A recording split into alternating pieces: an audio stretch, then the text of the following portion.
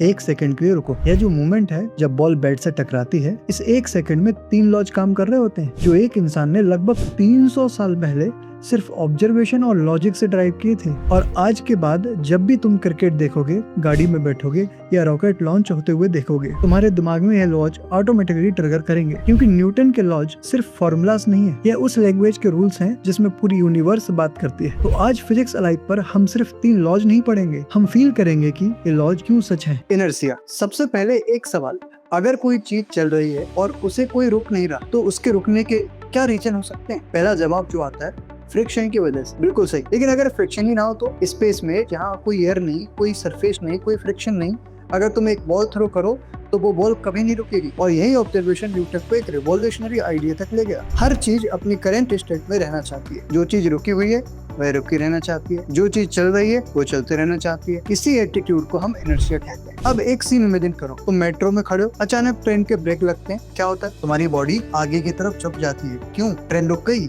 लेकिन तुम्हारी बॉडी अभी भी चलते रहना चाहती है। तुम्हारी बॉडी वही कर रही है जो इनर्शिया बोल रहा है। इनर्शिया क्या बोल रहा है? अपनी मोशन कंटिन्यू करो जब तक कोई फोर्स ना लगे। फिजिक्स सिर्फ क्लासरूम में नहीं है, फिजिक्स जिंदगी में लाइफ चल रही है। NEET trap 1, inertia versus weight. Students बहुत बार कंफ्यूज करते हैं कि इनर्शिया का मतलब मास होता है कि इनर्शिया का मतलब वेट होता है। तो बेटा, इनर्शिया का मतलब मास होता है, बट डिफरेंस क्या है? तो एक एग्जांपल से समझते हैं। सोचो, एक एस्ट्रोनॉट इंटरनेशनल स्पेस स्टेशन में है, वो वेटलेस है, तो क्या उसकी इनर्शिया 0 हो गई? बिल्कुल नहीं। अगर वो 10 kg का टूल बॉक्स मूव कराना चाहे तो उसे फोर्स लगाना पड़ेगा, क्योंकि मास सेम है अर्थ पे भी और स्पेस स्टेशन में। और इनर्शिया मास पर डिपेंड करती है। वेट 0 हो सकता है, मास 0 नहीं होता, इसलिए इनर्शिया भी 0 नहीं होगी। यह एक नीट का क्लासिक ट्रैप है।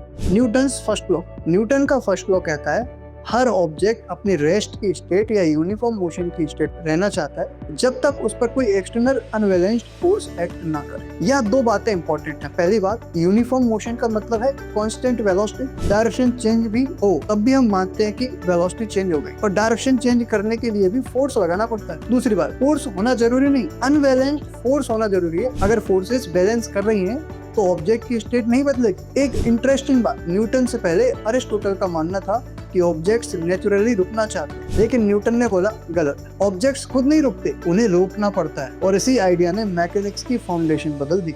फर्स्ट लॉ का hidden meaning. First law actually force की डेफिनेशन देता है। जब भी कोई ऑब्जेक्ट अपनी स्टेट चेंज करे, स्पीड बढ़ाए, स्पीड घटाए या डायरेक्शन बदले, तो जरूर कोई नेट फोर्स काम कर रही है। और अगर नेट फोर्स 0 है तो एक्सीलरेशन भी 0 होगा। मतलब ऑब्जेक्ट या तो रेस्ट में रहेगा या कांस्टेंट वेलोसिटी से मूव करेगा। Newton second law.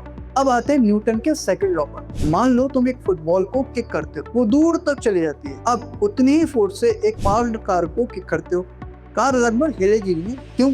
फोर्स तो सेम था, लेकिन रिजल्ट बिल्कुल अलग है, क्योंकि जितना ज्यादा मास उतना ज्यादा रेजिस्टेंस टू चेंज। न्यूटन ने इस रिलेशनशिप को एक इक्वेशन में लिखा, force equals to mass into acceleration. यह इक्वेशन सिंपल लगती है, लेकिन पूरी मैकेनिक्स की बैकबोन है। F इक्वल्स टू ma का मीनिंग। फोर्स और एक्सीलरेशन हमेशा सेम डायरेक्शन में होते हैं। यह बहुत इंपॉर्टेंट पॉइंट है। स्टूडेंट्स फोर्स और वेलोसिटी डायरेक्शन को लेकर कंफ्यूज होते हैं। मान लो एक कार पीछे की तरफ मूव कर रही है और तुम ब्रेक लगाते हो, वेलोसिटी पीछे की तरफ है, लेकिन ब्रेकिंग फोर्स आगे की तरफ है। एक्सीलरेशन भी फोर्स की ही डायरेक्शन में आगे की तरफ होगा। इसीलिए फोर्स और एक्सीलरेशन हमेशा सेम डायरेक्शन में होते हैं। फोर्स और वेलोसिटी जरूरी नहीं कि सेम डायरेक्शन में। Unit of force.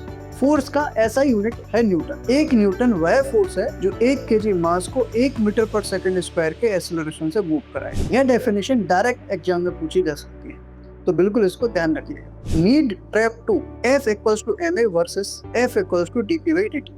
अब एक बहुत important concept, F equals to ma तब वैलिड है जब मास कांस्टेंट हो, लेकिन हर जगह मास कांस्टेंट नहीं होता। जैसे रॉकेट के केस में रॉकेट का फ्यूल कंटिन्यूअसली बर्न होता है, रॉकेट का मास कंटिन्यूअसली कम होता रहता है।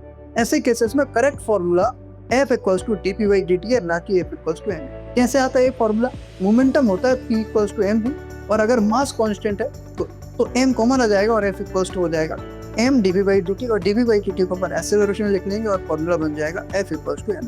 यह कॉन्सेप्ट JEE और एडवांस लेवल थिंकिंग दोनों के लिए इंपॉर्टेंट है। अब एक बार मोमेंटम को भी समझ लेते हैं। मोमेंटम मास और वेलोसिटी दोनों पर डिपेंड करता है। एक बुलेट बहुत फास्ट हो सकती है, लेकिन एक ट्रक का मोमेंटम उससे भी कई गुना ज्यादा हो सकता है, क्योंकि उसका मास बहुत बड़ा होता है। इसलिए मोमेंटम को सिर्फ स्पीड से जज नहीं किया जा सकता। मास और वेलोसिटी दोनों इक्वली इंपॉर्टेंट होते हैं। Newton's third law. अब आते हैं न्यूटन के थर्ड लॉ। न्यूटन का थर्ड लॉ कहता है हर एक्शन का एक इक्वल और अपोजिट रिएक्शन होता है। रॉकेट गैसेस को नीचे पुश करता है, यह एक्शन है। गैसेस रॉकेट को ऊपर पुश करती है, रिएक्शन। दोनों फोर्सेस मैग्नीट्यूड में इक्वल और डायरेक्शन में हमेशा अपोजिट होते हैं। नीड ट्रैप 3, एक्शन और रिएक्शन कैंसिल क्यों नहीं होते? यह बहुत इंपॉर्टेंट सवाल है। अगर एक्शन और रिएक्शन इक्वल और अपोजिट है तो कैंसिल क्यों नहीं हो रहे? जवाब है डिफरेंट ऑब्जेक्ट्स। रॉकेट गैसेस पर फोर्स लगाता है, गैसेस रॉकेट पर फोर्स लगाती है। दोनों फोर्सेस अलग अलग ऑब्जेक्ट्स पर एक्ट हो रहे हैं, इसलिए वो कैंसिल नहीं हो रहे। फोर्सेस तभी कैंसिल होंगे जब वह एक ही ऑब्जेक्ट पर कार्य करें, एक ही ऑब्जेक्ट पर एक्ट हो। नीड ट्रैप 4, बुक और टेबल। एक बुक टेबल पर रखी हुई। स्टूडेंट्स अक्सर बोलते हैं नॉर्मल फोर्स ऊपर वेट नीचे, और यही थर्ड लॉ का पेयर है। गलत। दोनों फोर्सेस एक ही ऑब्जेक्ट यानी बुक पर एक्ट कर रही हैं, इसलिए है थर्ड लॉ का पेयर नहीं है। एक्चुअल थर्ड लॉ का पेयर क्या होगा? बुक टेबल को पुश करती है नीचे की तरफ, टेबल बुक को पुश करती है ऊपर की तरफ। अब दोनों फोर्स अलग अलग बॉडी पे लग रहे हैं, यह हुआ सही न्यूटन्स थर्ड लॉ का पेयर। अब चलिए कुछ रियल वर्ड्स के अपन कनेक्शन देख लेते हैं। पहला सवाल, हम सीट बेल्ट क्यों पहनते हैं? क्रैश के वक्त कार रुक जाती है, लेकिन बॉडी इनर्शिया की वजह से चलती रहना चाहती है ना? इसलिए हमको सीट बेल्ट पहनना पड़ता है, और ये फर्स्ट लॉ पे डिपेंड करता है। स्विमिंग में आगे कैसे बढ़ते? तो आंसर है तुम पानी को पीछे पुश करते हो, पानी तुम्हें आगे पुश करता है, ये थर्ड लॉ। गन फायर करने पर रिपल क्यों होता है? तो आंसर है बुलेट आगे जाती है, गन पीछे जाती है, ये भी थर्ड लॉ। हम चल कैसे पाते हैं? तो आंसर है हम जमीन को पीछे पुश करते हैं, जमीन हमें आगे पुश करती है। फिजिक्स सिर्फ बुक में नहीं है, फिजिक्स हर जगह है, हर सेकंड है, बस उसे देखने की नजर चाहिए। आज हमने inertia, Newton's first law, Newton's second law और न्यूटन्स थर्ड लॉ को सिर्फ फॉर्मूलाज की तरह नहीं बल्कि रियल वर्ल्ड एग्जांपल्स के साथ समझा। आज का डीपीपी डिस्क्रिप्शन में मिल जाएगा आपको, उसमें conceptual questions, numericals and PYQ हैं। नेक्स्ट लेक्चर में हम फ्री बॉडी डायग्राम पढ़ेंगे, क्योंकि जब तक फ्री बॉडी डायग्राम समझ नहीं आता न्यूटन के लॉ सिर्फ थ्योरी लगते हैं। अगर आज कुछ नया समझा तो कमेंट में सिर्फ इतना लिखना, मुझे न्यूटन समझ आ गया। और कोई दोस्त नीट या जेडब्ल्यूजी की प्रिपरेशन कर रहा है या 11th या बोर्ड एग्जाम के लिए पढ़ रहा है तो यह लेक्चर उसके लिए जरूर शेयर करना, उसकी काफी हेल्प होगी। तब तक के लिए फिजिक्स को फील करो, फॉर्मूलास मत रटो।